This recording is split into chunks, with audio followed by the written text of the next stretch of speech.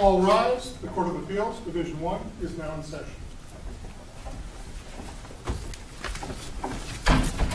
Good afternoon. Thank you. You may be seated.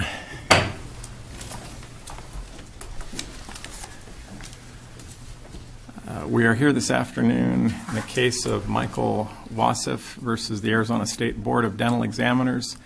It's our case number 1 CV15 0756. These proceedings are being audio and video recorded, so we would ask that you state your name and your clients and who you're representing when you approach the podium for the first time. We have conferenced this matter already. We've read the briefs. We hope we're familiar with the case, but we look forward to your argument. We do have sitting with us today Judge Rick Williams from Mojave County. And with that, and counsel, obviously, if you want to retain time for rebuttal, you'll have to watch your time to do that. And with that, you may proceed.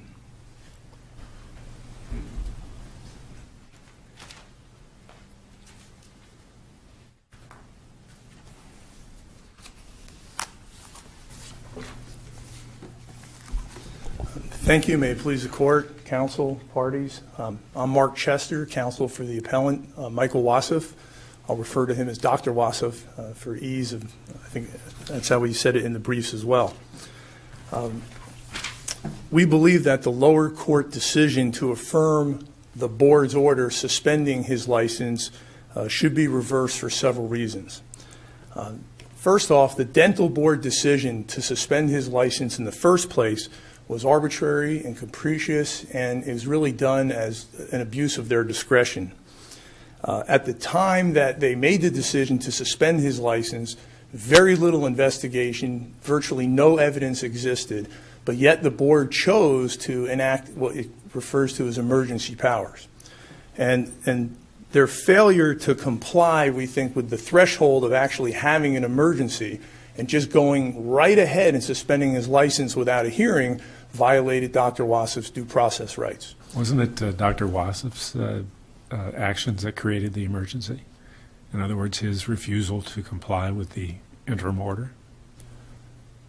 I don't believe so, Your Honor. I think what created the urgency was that there were, in their mind, they had some allegations.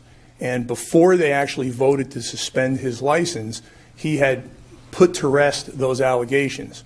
So what the dental board then did say was, well, maybe he's he's abusing narcotics and taking narcotics. Even though there was no evidence of that, it was just sort of a suspicion. So they ordered him unrealistically to, within 4 days, tell the board where he was going to go out of state and pay for some inpatient evaluation. And when he didn't do that, that's what created their so-called emergency, that all of a sudden he was unsafe to practice and a danger to the public. Aren't the irregularities in writing prescriptions, isn't that enough of a concern? It is, Your Honor. However, that was laid to rest. And the proof of that was after the April suspension order was issued, several days later, the notice of hearing was sent in to the OAH, and there were no allegations that he had done those things. At that point, the only two things that the board was concerned about was he had unprofessional conduct because he refused to go for the evaluation, and number two, that he disobeyed a final board order, which later on got derailed, and it really came down to whether or not his non-compliance by not going to an out-of-state facility to be evaluated constituted a danger to the public. And that's really where we go to, where we believe, if you look at the Donmed versus Buttrick case, where the court went into detail about what is, an exigent situation, what is a true emergency that requires, the public safety. In that case, the threshold was pretty high. And what happened was the board at that time had sworn declaration or affidavit from a young lady who went into a dental chair, was administered gas by the complainant, nitrous. She wasn't affected by it, but acted like she was, and the dentist proceeded to touch her inappropriately and look up her clothes and also had left the room with the gas on, which is a whole nother violation by itself. So based on that evidence, an investigator was hired. They attempted to interview the dentist, which they didn't do here. They had an emergency board meeting where the court examined all those factors and said that's the kind of situation where we can understand you suspend the license without a hearing to keep this person, in my words, off the street. Well, I agree that those are different circumstances, but why isn't a concern that someone may have had a relapse with a drug issue? Why isn't that enough of a concern to suggest going to a facility? And is your suggestion that it's because it's an out-of-state facility? I'm not sure I'm understanding why it's significant that it's out-of-state, but why isn't that enough of a concern to warrant having someone go for an assessment? I agree with the court. I think to order someone to go to an assessment could be justified by those facts. The problem is that they did make it a pretty stiff barrier, that he had to leave the state. At the time, I think they argued otherwise, but at the time, if you look at the March order, it does not say that they're going to pay for it. So the imposition of having to leave town, out of state, on your own dime, leave your patients, spend all this money to go out of state, when Dr. WASSEF offered and did go to local facilities, submitted to tests, said, here are reports, why can't I do this here locally? And they said no. So that's the first part. And the second part, Your Honor, would be to impose a suspension without a hearing for failing to go to the out-of-state facility. It just doesn't give rise that there's nothing there that shows there was any kind of emergency or danger to the public. Well, after looking at the record, I'm not sure I understand the argument here. Dr. WASSEF didn't object to the out-of-state facilities. In fact, he went out of state. Where he objected to, apparently on his own, was trying to persuade one of these facilities to allow him to undergo an outpatient evaluation. And so I guess I'm not understanding that this was such a tremendous burden, because the doctor actually did this. He actually went out of state, but chose not to comply. Your Honor, the record reflects that the order to comply was issued in March. When it wasn't complied with by April 11th, I believe, the suspension was issued. It was after that time period that Dr. WASSEF attempted to go out of state, so he had more time to arrange things. And before the suspension was in, before the time passed, it's my understanding Dr. WASSEF or counsel did not ask for an extension of time to comply with the order, did not submit alternative facilities for the board to consider. That's true, other than he wanted to do it locally and asked for a local addictionologist and submitted something from I think the Scottsdale Institute, STI. But you're correct, he did not. Back to, this is where it gets a little factually intensive, and I think we should go with what the ALJ stated in the decision as far as findings of fact, and that is there was conflicting testimony about what happened with the out-of-state facility. What isn't controverted is that 3 facilities were listed as acceptable to the board. One in Texas, one in Mississippi, and one in California called Promises. And the record reflected that Dr. WASSEF had a problem with Promises because the board's medical director, Dr. Suture, who was behind this whole decision, was affiliated with that facility. So he decided not to go there. But after the suspension, a couple weeks later, he did go out to the Betty Ford Clinic. And going back to the judge, there is conflicting testimony as to what happened out there. Dr. WASSEF's version was he got there and was administered tests and so forth, and then in the afternoon spoke with administration about being outpatient, which means he goes down the road and stays at a hotel that night and comes back the next day. Apparently, his testimony is that the director from Arizona called and muddied up the waters, and now all of a sudden they say, well, no, you need to now be inpatient. That's what they're ordering, so we need to check for X amount of money.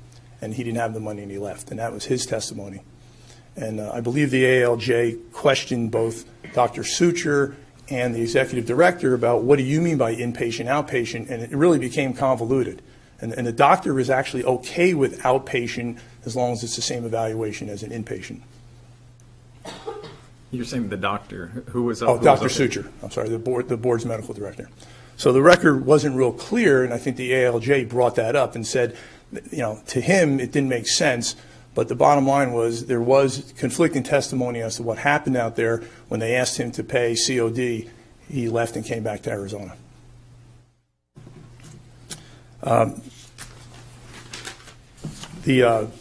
Again, the first order that was issued, which led to the suspension, was only based on allegations. That was in March. By the time they got to the April hearing to discuss the fact that Dr. WASSEF did not comply with the order, he had introduced evidence or documents and so forth, affidavits from patients, also information that he was not self-prescribing, that a doctor had actually written those items for him. And even though it's not in the record, it's easy to conclude that because the petition for the hearing or the notice of hearing did not include those allegations, that the board was satisfied at that point. And I think it was brought out at the hearing several times in the examination that Dr. Suture's concern was, you know what, I told this guy to go in-house, he wouldn't do it, he's not following my order, suspend him. And that was really the barometer they used. They didn't go back to, the case I cited to, but the threshold should be, is this person a danger to the public? Counsel, I know your impression of the record is that Dr. WASSEF somehow satisfied the board that there wasn't a problem here. The way I read the record is that wasn't determined at all, because they hadn't even gotten to investigating the merits of the concerns about self-prescription, excessive prescriptions for others related to him or otherwise, but more that your client was not taking these directives from the board seriously, and was not complying at all. It raised several red flags. I mean, that's the way I read the record, and more importantly, the board's concern with your client's actions. I don't see that the board considered that Dr. Youssef had resolved those concerns at all. I could understand that, and you've read everything, and from what you've read, that seems to be on point or accurate. However, what you may not have picked up on, that I didn't really pick up until I read the response brief, is that I believe the board's position now, not necessarily at the hearing, but now is the summary of why Dr. Suture believes there should have been that there could be a addiction problem. And my understanding is that first, that Dr. WASSEF had a problem in 2002. So repeat offender, if you want to call that. So he has a prior history. That's his first concern. His second concern was that he was on a regimen of medication that, although it's not a narcotic, he still had some concerns because there could be a dependency. One of the drugs, I think it's Soma, he feels is close to what he used to be on, but not quite. That was his second concern. His third concern was somewhere in the myriad of information that he had that was not on the record, but it's in the brief, is that there was a prescription for an opioid, oxycodone or something, during this time period, but no other information. We don't have proof that he took it or anything like that. And the fact that, and number three, Your Honor, the fact that he would not go to an out-of-state inpatient evaluation said to him, and I'll quote it, and this is from the board's order, the final order of October, where it said that there was a finding of fact, paragraph 35, he said that Dr. WASSEF's refusal to comply with the order, combined with his prior history of substance abuse, et cetera, raises a question about whether he was again abusing drugs and was unsafe and so forth. And I thought there was actually an additional factor, which was what appeared to be the doctor's increased use of prescribed medication from his provider. But a different medication. But what I'm saying to you, Your Honor, even though there wasn't a completed investigation, and there still is none, I think Dr. Suture, based on him omitting that as his criteria, he was not concerned about the 3 patients or self-prescribing. I think that was put to bed. I guess I'm having the same concern Judge Winthrop's expressing. The fact that it's not specifically in what Dr. Suture is saying, it seems like this is the basis. It's because someone who's had a history, and we now have apparently prescribing drugs that aren't typically used by dental patients that are being prescribed. He's not saying, I don't believe that that happened. I don't think there's anything in there. He's saying, given his history, it seems to me that it necessarily includes these other allegations as a reason for why we need to have an evaluation. And I'm just not seeing that someone has said these other allegations simply are not true. They seem to be tied to, this is why we'd like to have him go in for an evaluation. And agree. I don't think there's a dispute that the board was irrational by asking him to have some sort of evaluation. What we're arguing is that by not going to the evaluation, to have an emergency suspension when there's no indication from the outside world, patients, co-workers, his boss, there's no evidence at all that there's a threat to the public or there's been any problems out there. But you have to wait until someone is actually harmed. If there's indications that there's a possible relapse with the drug problem, why wouldn't that be enough to say this is serious enough that we need to have an evaluation? Well, Your Honor, again, saying that he needs to have an evaluation, I don't disagree with that because he was tested. The drugs in his system, though, were not the drugs that he had problems with back in 2002. They were prescribed by a current physician. There's no self-prescribing. And again, I think Dr. Suture would have had a completely different opinion if that was still on the table at the time. And there's not a problem with the order that they issued. The problem is 3 weeks later, and they said, well, he hasn't gone for the evaluation. He's a threat to the public. Suspend him without a hearing. That's the problem we have. We think that's an abuse of the emergency powers under the statute.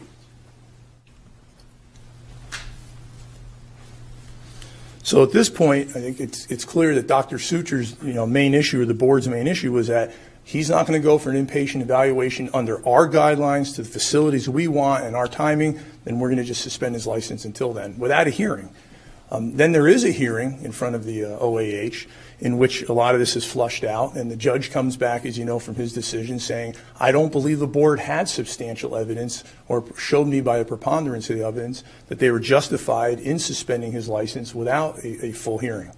And we don't believe there was anything on the record that should have caused the board to disregard the judge's decision, and much less later on in their final board order, they didn't articulate each reason why they changed the statement of fact or changed one of the findings of law.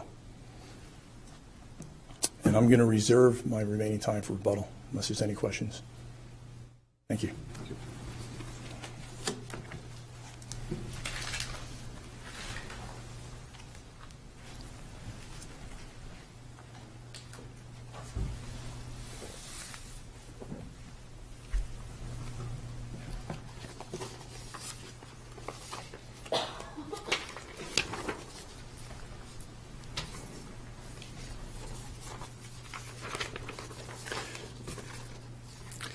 Good afternoon. Assistant Attorney General Michael Rain, appearing on behalf of the Arizona State Board of Dental Examiners. In the audience is Elaine Huguenin, the Executive Director of the Board. And may it please the Court.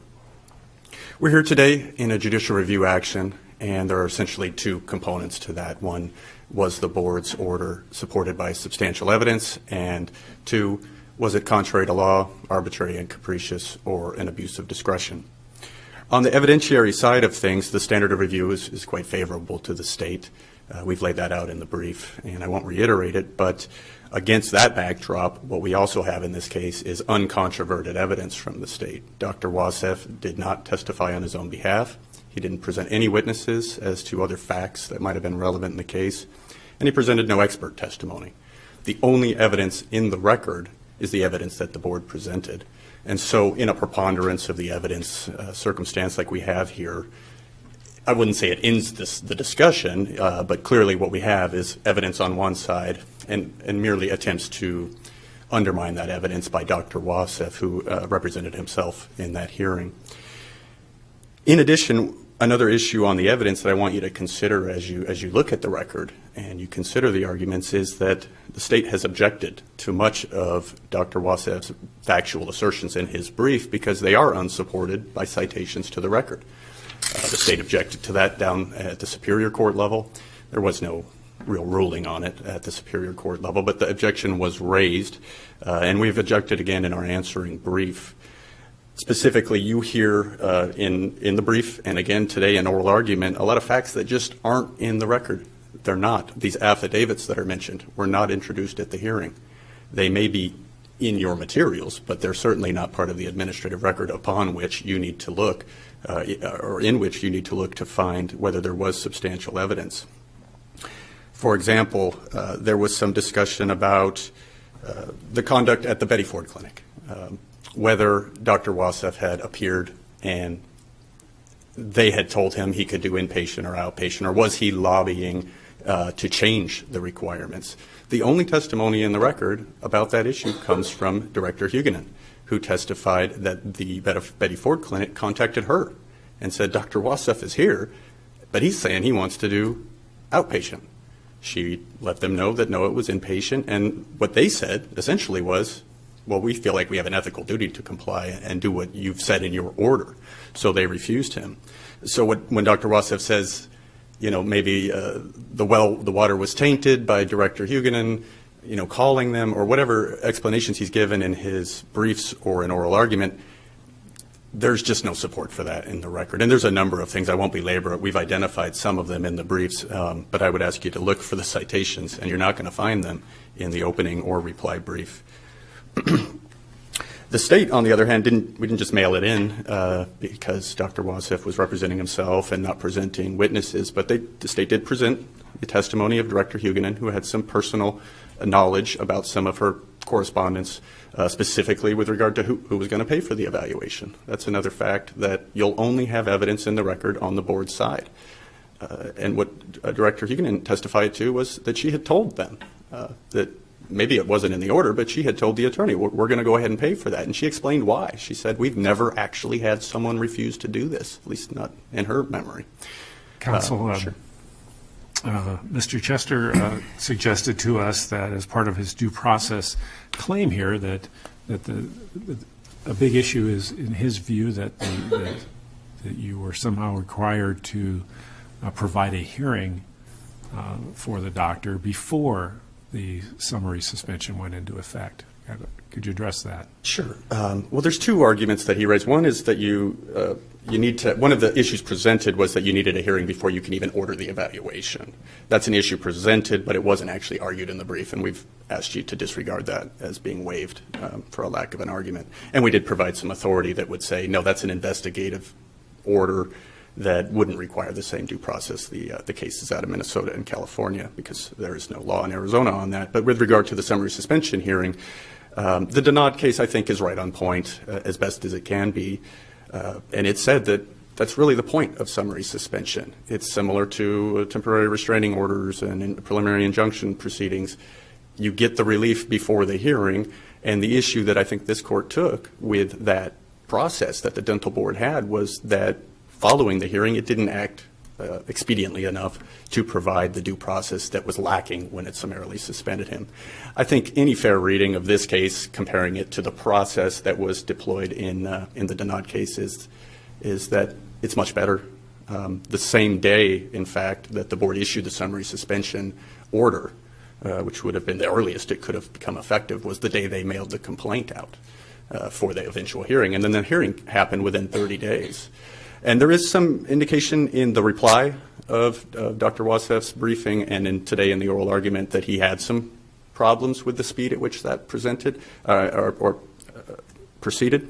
But I would note that those were just raised for the first time in the reply. When he raised this argument in his opening brief, he raised no concern whatsoever with the process subsequent to the summary suspension, which I think is what Denod is all about. And Denod, interestingly enough, you have a footnote in Denod, footnote 1, that talks about why you need to have a better process after summary suspension. And part of that was looking at the administrative process generally, the process that brought us here today many months in this case after this all played out. But in Denod, I think this court said, this can take up to 8 months. You got to go to the board, you got to wait for board meetings, there's a request for rehearing that must be done to exhaust your administrative remedies. And so it's just not appropriate to suspend someone when you have this giant process waiting for you. And I think that that's noteworthy in this case because I see a parallel there with the board's interim order and the substance abuse evaluation. And I don't think you need to be a medical professional to know if the board needed to give him due process before it issued its interim order, that it basically defeats the purpose of being able to test for drugs and to wonder about someone's potential relapse into substance abuse if you have to wait 8 months to be able to prove up the fact that you had enough concerns from which to issue that order in the first place.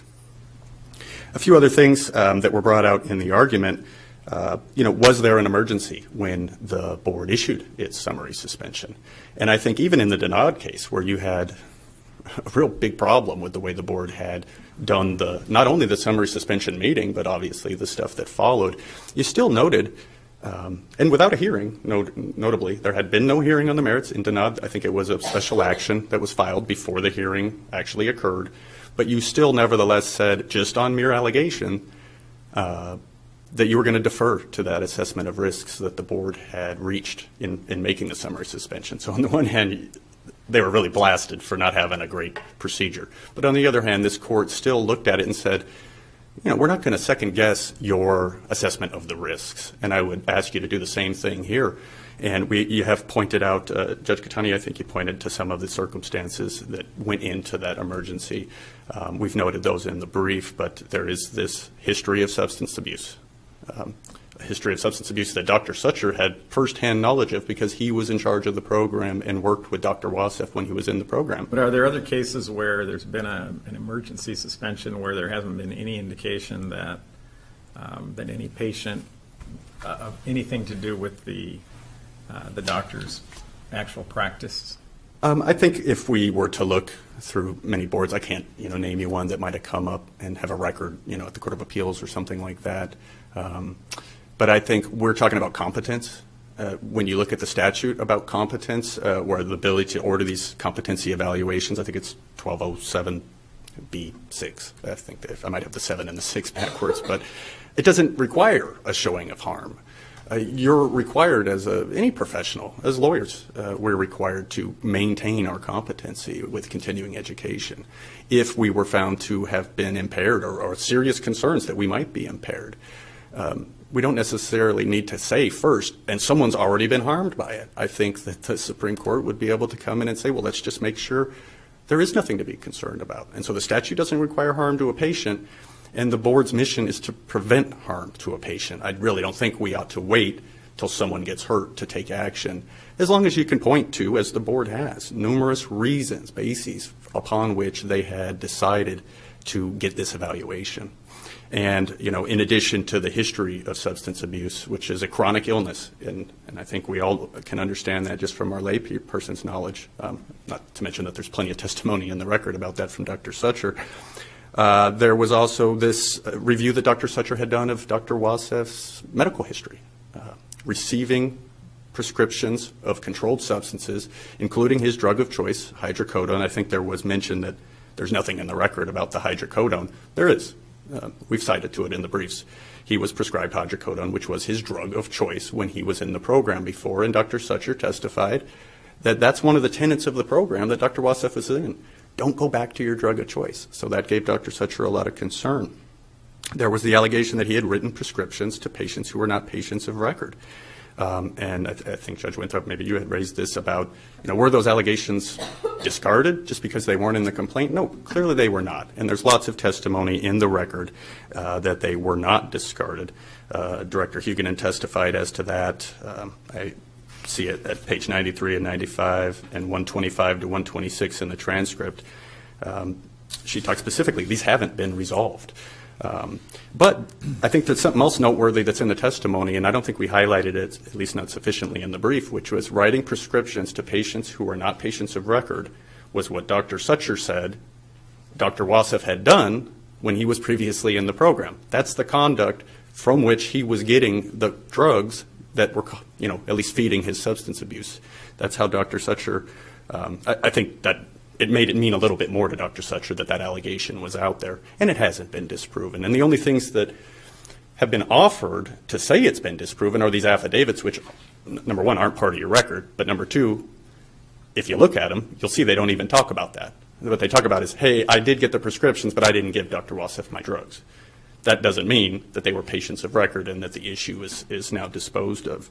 And so that's a pretty important issue. And then lastly, and I think this also goes to the heart of the case, because the allegation, and I think the way that the judge, the administrative law judge saw it was, you just violate an order, and so you're, per se, dangerous. You know, if you're not going to comply, we're just going to, like as though it was just an administrative order, and any order that you don't comply with is going to mean you're dangerous. And that's certainly not the case. And Dr. Sucher testified repeatedly as to this, that it's unfortunate, but non-complying with an order telling you to go get drug testing, for lack of a better term, an evaluation as they call it, is itself, apart from being an administrative issue before a board, it's indicative of a potential relapse.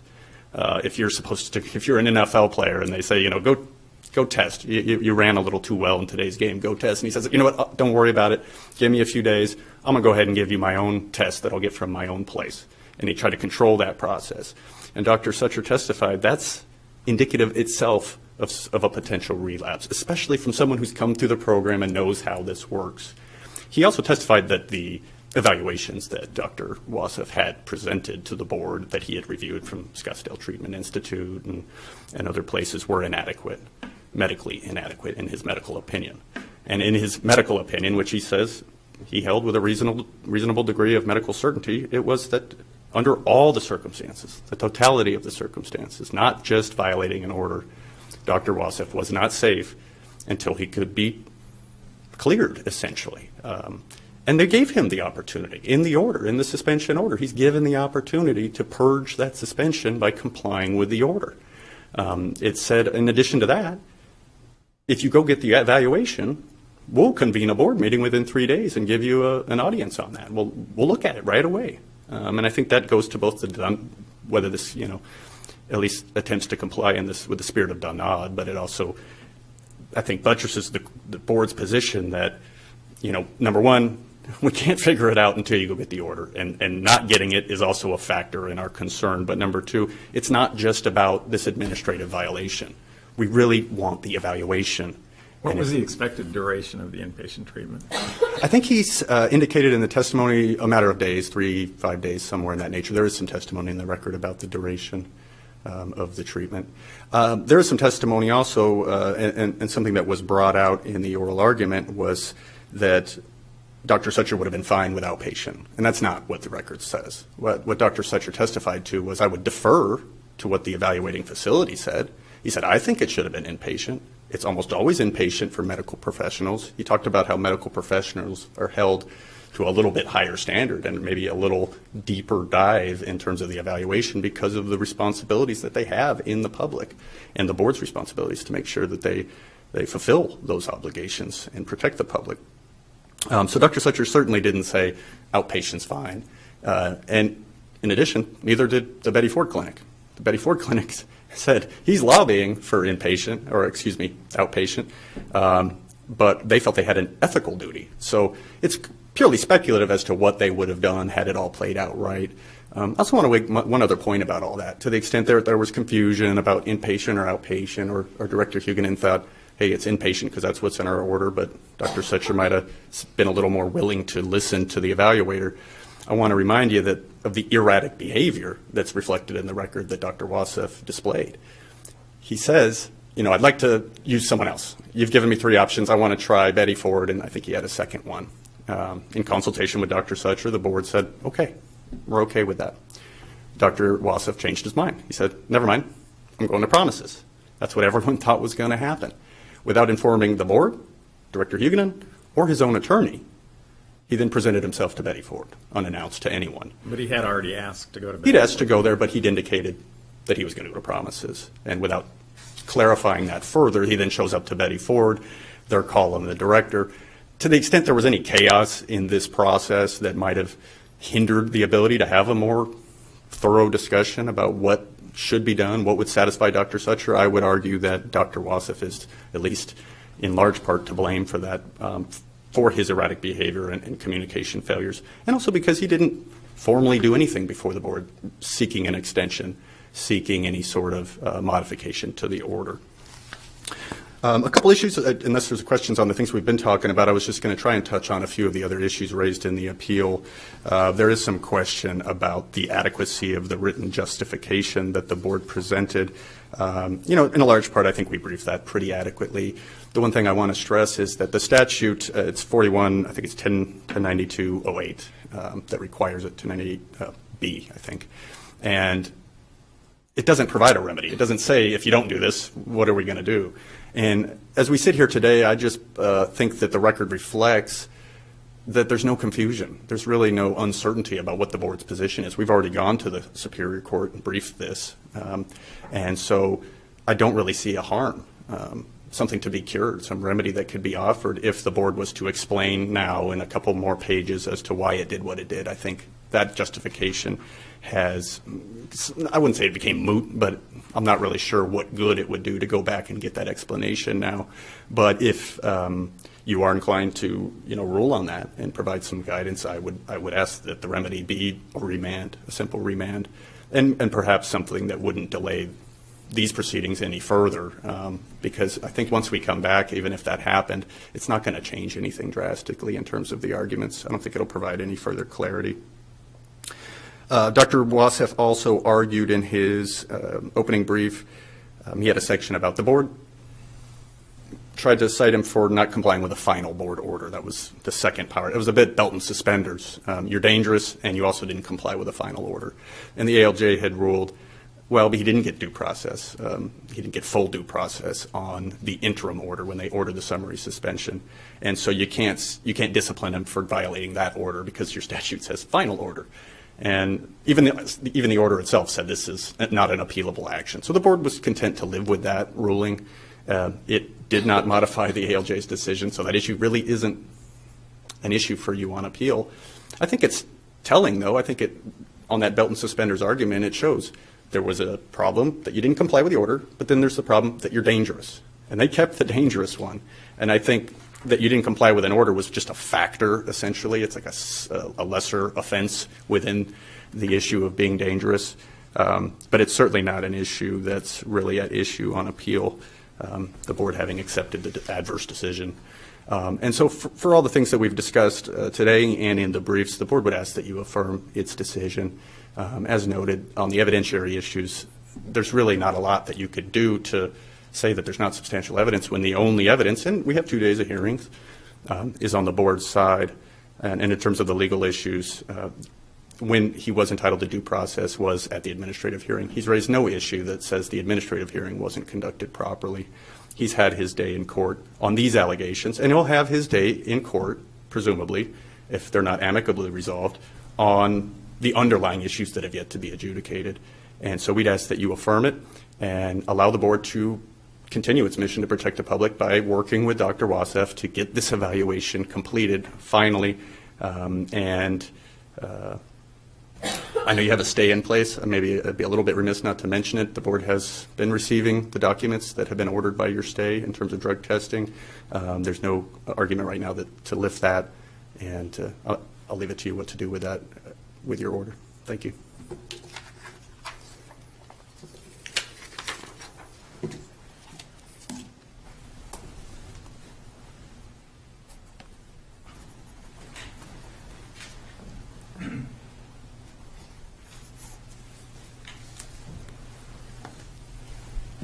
Thank you.